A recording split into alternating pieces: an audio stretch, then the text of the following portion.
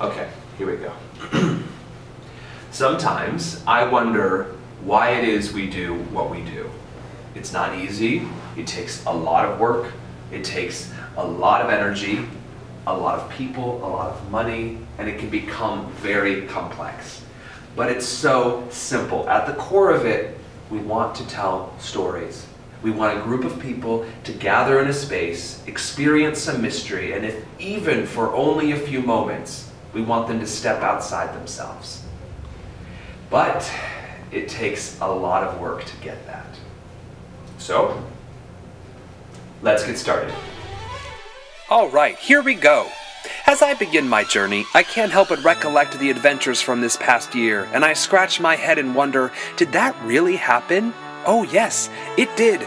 Just barely over a year ago, we brought together some of your favorite Seattle artists, and we asked all of you to invest your hard-earned dollars to bring this theater back to life. And, well, you did.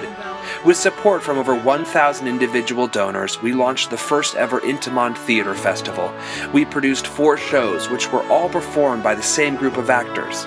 We fell in love with our subscribers again, who proved they love a challenge, and we welcomed in a whole new generation of audience members. We had some raw and riveting Shakespeare in Romeo and Juliet. We had a Hedda Gabler that twisted and shouted and danced on a couch. We had some sharp and political new work with Dirty Story, and we all gasped in horror and delight during Dan Savage's Miracle. We thank you and all 15,000 of you who came down to the Seattle Center to check out last summer's festival. And now, we want to do it again, only better.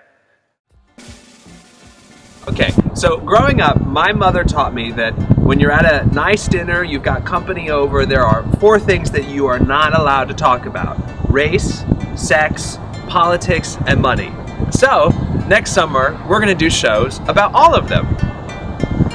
Theater is sort of like being general of an army. If the army is a chorus of misfits who like to dress up and play make-believe, that is.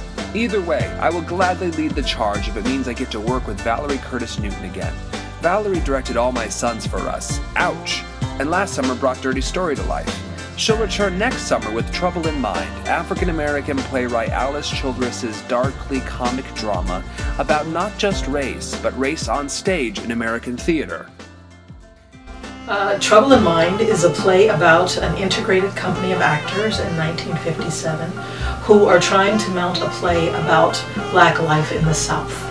And they struggle with images of each other and images of their current situation while they try to figure out how to tell the truth. Next up, we've got the story of women who withhold sex from their husbands until they stop going to war. No, it's not the tabloids, it's Greek theater. Ow, who put a troll here? From Aristophanes comes Lysistrata, directed by Sheila Daniels. Lysistrata is going to be this wonderful story of a woman who takes the war into her own hands, and through song and through a sense of understanding the ridiculousness of war in line with the tragedy of it. I hope that it will be bright. I hope it will make you laugh. It will certainly be bawdy and naughty. Next up, for those of you who enjoyed A Doctor in Spite of Himself, have we got a treat for you. Directing We Won't Pay, the laugh-out-loud farce about money, class, and the resiliency of the human spirit is Jane Nichols. Jane! Jane! Jane! Hello, Andrew. Here I am. I'm right here. Hello, Seattle. We Won't Pay is classic Dario Fo. It's a farce. It's really funny, and it's scathing social commentary. It begins with a bunch of women in a small Italian town staging a raid on the local supermarket because they're tired of the prices going up.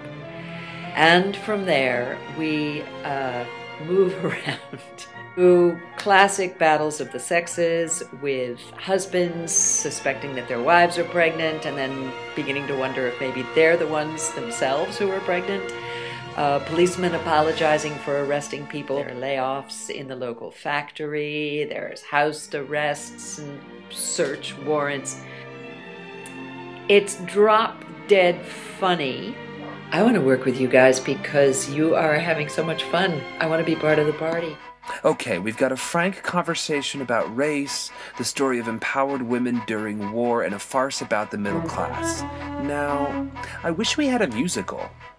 The story of Stu for Silverton is based on the very real life of Stu Rasmussen. Stu Rasmussen is the mayor of Silverton, Oregon, 45 minutes south of Portland, population just under 10,000.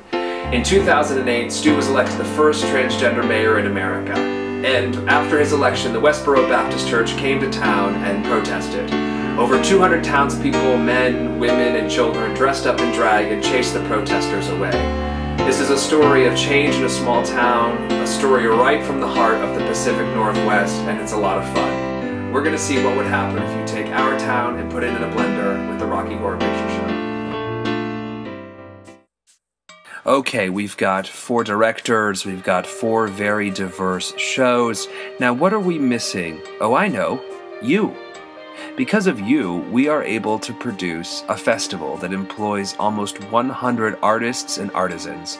And the board and staff at Intiman have made an intense and incredible commitment to fight for our audience's right to experience diverse stories on stage in this exciting new model, and we proudly commit our time and energy and livelihood to this cause if our community shares this interest. This festival works will continue it every year, and every summer we'll celebrate live theater in Seattle. Let's help that kid keep his promise so that over 100 artisans, artists, staff, board members, crew, and volunteers can bring you, our audiences, another festival. So, in the community spirit of things, we now hand this over to you.